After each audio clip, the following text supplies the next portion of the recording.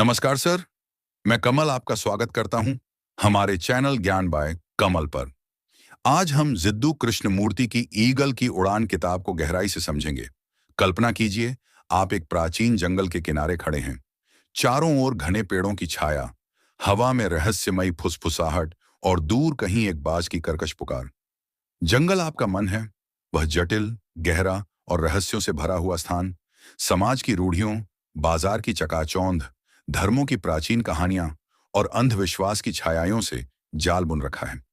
आपका मन वह शानदार बाज जो कभी अनंत आकाश में उड़ता था, अब एक सुनहरे पिंजरे में कैद है।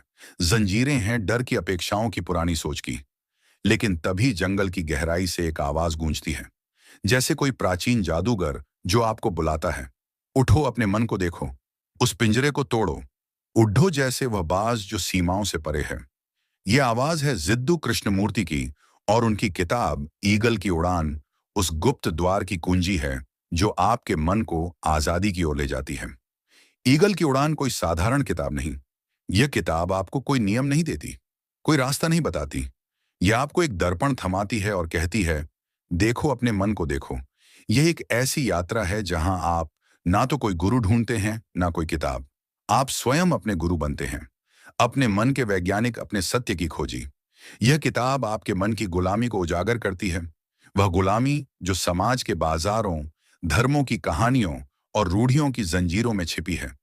और यह आपको सिखाती है कि कैसे वह बात जो आपके भीतर सो रहा है, फिर से उड़ान भरे अनंत आकाश में, जहां कोई सीमा नहीं, सिर्फ आजादी की हवा। सोचिए, हम इंसान कितने अजीब हैं। हमने अपने लिए एक ऐसी दुनिया बनाई है जहां हर कदम पर जंजीरें हैं। समाज हमें कहता है, पढ़ो, कमाओ, बड़े बनो। बाजार हमें ललचाता है, यह खरीदो, वह खरीदो, खुशी यही है।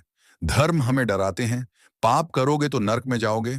पूजा करो, नियम मानो, और रूढ़ियां हमें जकड़ लेती हैं, जैसे कोई प्राचीन श्राप। वही करो जो तुम्हारे पूर्वजों ने किया। हमारा मन वह बाज जो कभी आकाश को चीरता था, अब इन सुनहरे पिंजरों में कैद है। हम आजादी महसूस नहीं करते क्योंकि हम डरते हैं अकेलेपन से, असफलता से, समाज की नजरों से। हमारा मन गुलाम हो चुका है और हम यह भी भूल गए हैं कि आजादी क्या होती है। कृष्णमूर्ति की यह किताब उस गुलामी की कहानी है, लेकिन यह कोई उदास कहानी नहीं। यह एक जादुई, रहस्यमयी और प्रेरक कहानी है।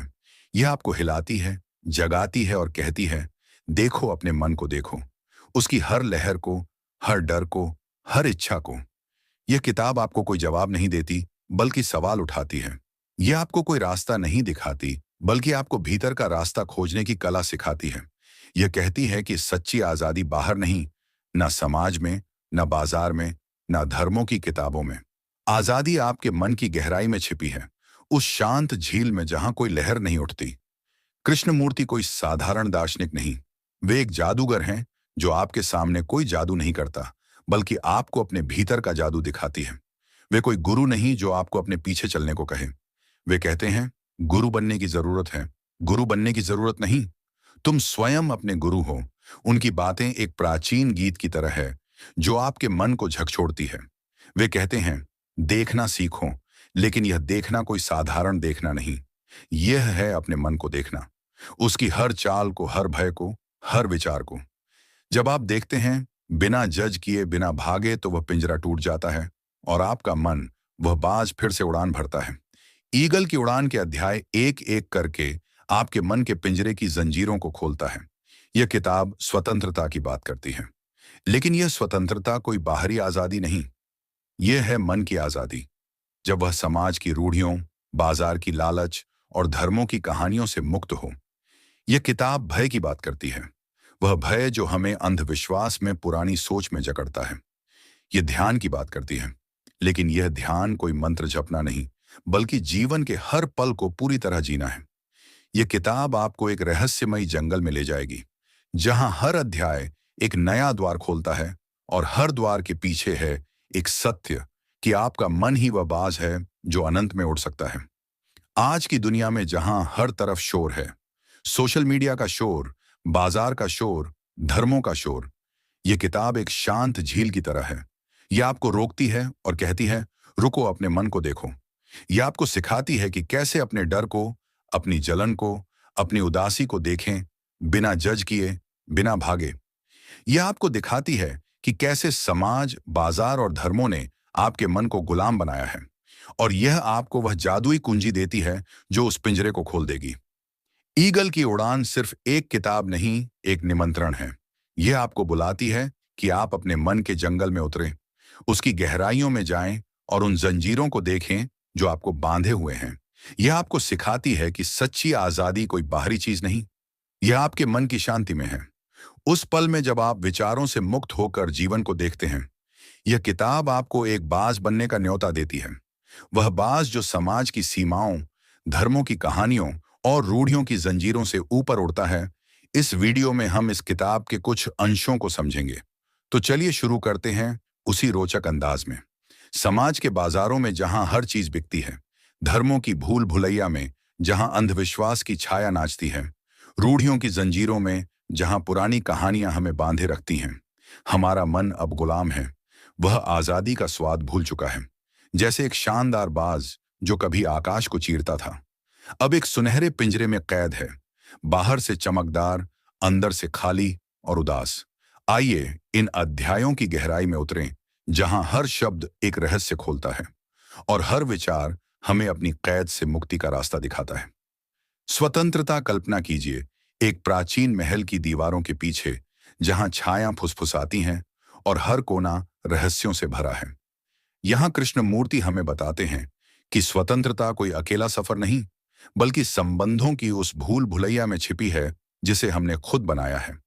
हम इंसान अपने ही समाज के बाजार में खरीद फरोख्त करते हैं। प्यार, दोस्ती, शादी, सब कुछ एक सौदा बन गया है। मेरा कहकर हमने रिश्तों को जंजीरों में बांध लिया है।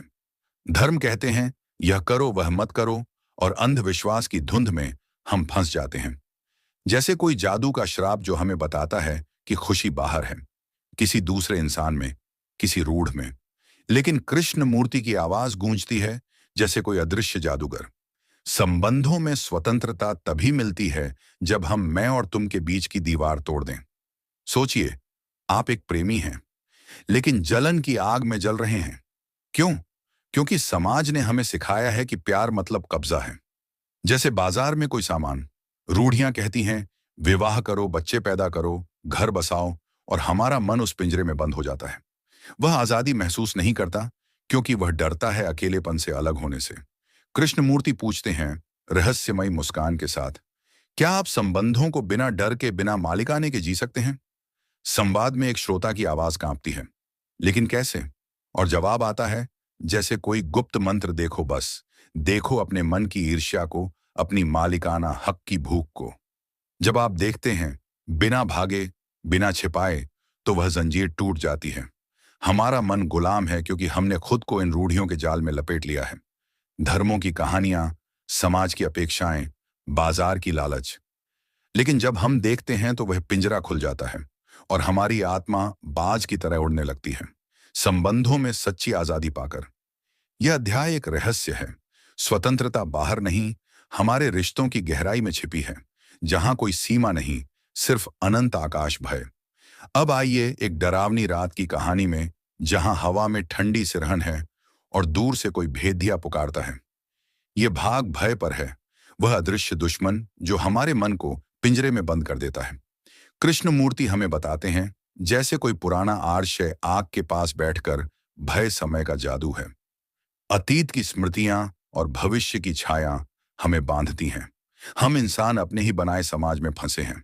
बाजार कहता है कमाओ वरना भूख मरोगे, धर्म कहते हैं पाप करोगे तो नर्क में जाओगे, और अंधविश्वास की कहानियां हमें डराती हैं। भूत, श्राप, भाग्य रूढ़ियां हमें कहती हैं बदल मत, वही करो जो सब करते हैं, और हमारा मन गुलाम हो जाता है। वह आजादी महसूस नहीं करता क्योंकि भय की जंजीरें उसे जकड़े हैं। मौत का डर, असफलता का डर, अकेलेपन का डर। जैसे एक राजकुमार जो महल में कैद है, बाहर की दुनिया से डरता है। कृष्णमूर्ति की बातें रोचक हैं, जैसे कोई रहस्यमयी पहेली। भय का जन्म विचार से होता है। कल का क्या होगा? अतीत में क्या गलत हुआ? संवाद में श्रोता पूछते हैं, कांपती आवाज में भय से कैसे मुक्त हो? और जवाब आता है जैसे कोई जादुई कुंजी, भय को देखो बिना भागे, उसे छिपाओ मत, दबाओ मत। जब आप पूरे ध्यान से देखते हैं तो भय की छाया गायब हो जाती है। हमारा मन पिंजरे में बंद है क्योंकि हमने खुद को इन घरों में लपेट लिया है। समाज की अपेक्षाओं में, धर्मों की डरावनी कहानियों में, बाजार की अनिश्चितता में। लेकिन जब हम देखते हैं तो वह पिंजरा टूटता है। कृष्णमूर्ति कहते हैं, रहस्यमयी लहजे में सच्चा ध्यान भय को जलाता है, जैसे सूरज अंधेरे को। यह अध्याय हमें सिखाता है कि भय कोई वास्तविक राक्षस नहीं, सिर्फ हमारे मन का भ्रम है। मुक्ति तब मिलती है जब हम उस भ्रम को देखते हैं और हमारा मन बाज की तरह उड़ान भरता है, भय की जंजीरों से आजाद। पारलौकिक एक रहस्यमयी जंगल की गहराई में, जहां पेड़ फुसफुसाते हैं और हवा में जादू की महक है। यहाँ पारलौकिक पर बात है, वह ट्रांसेंडेंटल जो विचार से परे है, अनुभव से ऊपर।